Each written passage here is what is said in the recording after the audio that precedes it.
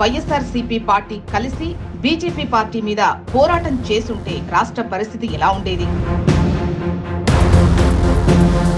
విభజన రాష్ట్రాన్ని విభజించుకుంటూనే పాలిస్తున్నాయా ఇప్పటి పార్టీలు? బీజేపీ పార్టీ ఆంధ్రప్రదేశ్ కు ద్రోహం చేస్తుందా? ఏపీలో చూస్తే తెలుగుదేశం పార్టీ వైసీపీల మధ్య రాజకీయం ఉప్పు నిప్పుగా ఉంటుంది అన్నది మనకు తెలిసిందే. ఈ రెండు పార్టీలు ఎప్పుడూ ఏ రకమైన ఇష్యూ మీద కలిసి మాట్లాడింది లేదు అన్నది 5 కోట్ల ఆంధ్రుల సాక్షిగా 10 ఏళ్ల విభజన ఏపీలో అందరికీ తెలిసిందే.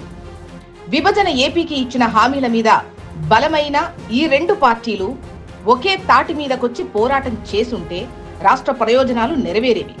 ప్రత్యేక హోదా సహా ఎన్నో ఏపీకొచ్చేవి అన్న భావన అందరిలో ఉంది. అయితే కేంద్రంలో బీజేపీకి మద్దతు ఇవ్వడంలో పోటీ పడుతూ వస్తున్నాయి ఏపీలోని పార్టీలు. ఇదిలా ఉంటే పోలవరం ఇష్యూ మీద ఏపీలో వైసీపీ టీడీపీతో కలిసి పోరాటానికి సై అంటోంది.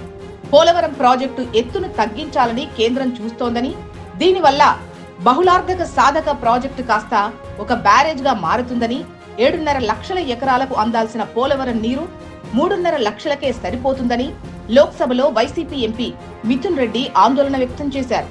పోలవరం ఎత్తును 41.15 మీటర్లకు తగ్గించడం వల్ల ఏపీకి పూర్తి నష్టం వస్తుందని, పోలవరం సామర్థ్యం కూడా 194 నుంచి 115 టీఎంసీలకు తగ్గిపోతుందని అన్నారు.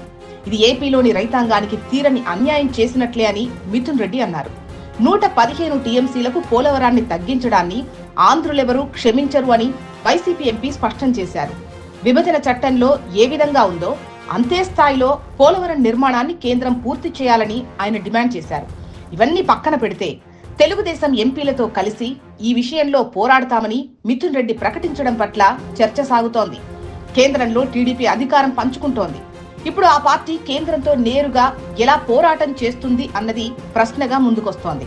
అంతేకాదు తెలుగుదేశం బీజేపీ గఠబంధన్ గట్టిగా ఉంది. అది మరిన్ని ఎన్నికల్లో కూడా సాగుతుందని అంటున్నారు. ఈ క్రమంలో పోలవరం ఇష్యూను తీసుకొని టీడీపీని బీజేపీ నుంచి దూరం చేయడానికి వైసీపీ వేసిన ఎత్తుగడగా ఉందన్న డౌట్లు వస్తున్నాయి.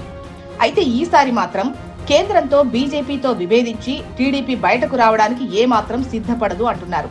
అయితే 2014 నుంచి 2019 మధ్యన ప్రత్యేక హోదా ఇష్యూతో టీడీపీని ఏపీలో ఇరకాటంలో పెట్టిన చందంగా ఇప్పుడు పోలవరం ఎత్తు తగ్గింపు అన్న సెంటిమెంట్ ఇష్యూని వైసీపీ వ్యూహాత్మకంగా తీసుకొని ముందుకు సాగుతుందా అన్నది కూడా చర్చ సాగుతోంది.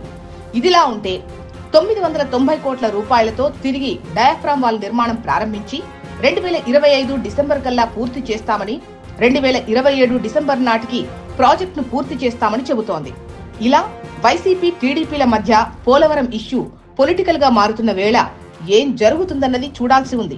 వైసీపీ సోలోగా పోలవరం ఫైట్ స్టార్ట్ చేస్తుందా అన్నది కూడా చర్చకొస్తోంది.